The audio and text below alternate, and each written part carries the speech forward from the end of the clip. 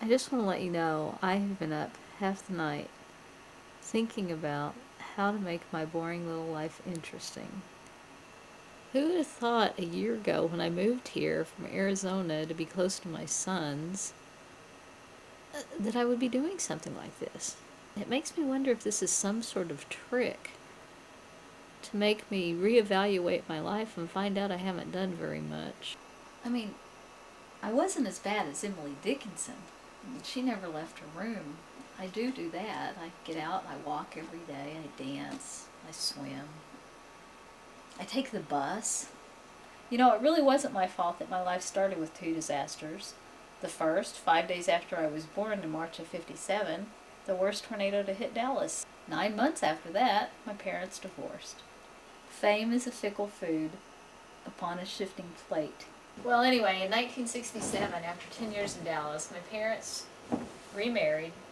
We moved to Louisville, little town outside of Dallas. It was a major culture shock for my older brother and I. He got beat up. I got taken down to the office in elementary school and told I had to wear knee socks instead of pantyhose. It was not a good situation for us. But as it turned out, it was a fortuitous move for me because I did get to meet the man of my dreams. I met him as a freshman in high school, and we got married. And I still have Slenderman's jacket from high school. See? Patches. I wore this jacket for 3 years after we started dating. I don't even think I took it off in the summer. And you know what? He loves me in spite of the fact that housework is not really my thing. I was a good student, but I was bored. No one thought our marriage was going to last. I mean, after all, we lived on $135 a month, and that came home to roost very quickly when I became pregnant with our first child. And that totally convinced the family that there was no way I would finish college. They actually thought it was horrible for even thinking I could.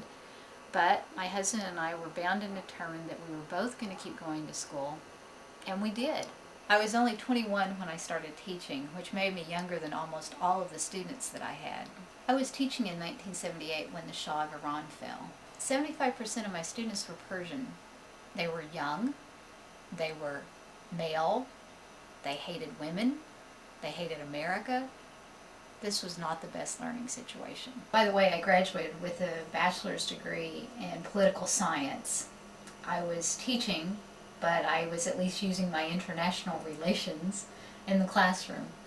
Don has always really believed in himself, and he decided he was going to start his own software company. And he advertised a product that he hadn't developed, but was thinking about. It was kind of crazy, really. Then I decided, in one of the magazines they had a conference that was in British Columbia, and I talked my husband into going up there for the conference to meet them and just to try it and see what would happen. And we met with the editor of the magazine. We hit it off really well. He had convinced me to write an article about our business and how we got started, and that's when things really took off. People talk about listening for their baby at night. Not us. We listened for our computers to stop running. When something stopped running, we knew there was a problem. We knew there was a bug. The one thing that we missed most of all was time, because we had no time. Well, after 9 years of the computer business world, we just decided we were ready to do something else. So, in 6 weeks, we had packed up 23 years of stuff, left our kids behind, found a buyer for our house, and we were off to Arizona. Arizona was a bore. My husband and I looked at each other in horror. We were fast approaching our 10th anniversary in Phoenix, Arizona.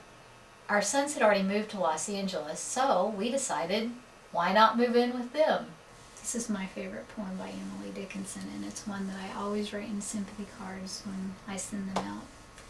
The bustle in a house, the morning after death, is solemnest of industries enacted upon earth, the sweeping up the heart and putting love away, we shall not want to use again until eternity.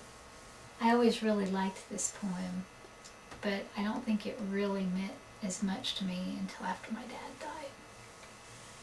When my husband and I first started dating, I had a lot of problems with my mother. He, being the boyfriend, figured I was just having the usual teenage troubles with my parents. It wasn't until he got to know her a little bit that he realized she was the classic Tennessee Williams class menagerie mom, Amanda Wingate. And he honestly didn't believe that people like that existed except in the minds of writers. For the first 7.5 or 8 years of my life, my mother told me I was the reason that my parents divorced, and I believed it. I always thought my dad didn't want another child, and they divorced for that reason. I didn't know any better. I love her because she's my mother, but she's not someone I would choose to have as a friend. And I'm really sorry about that. And I'm really envious of girls who, or women who have mothers they're close to. But I think nothing would make her happier if I called her up and told her that I was getting divorced.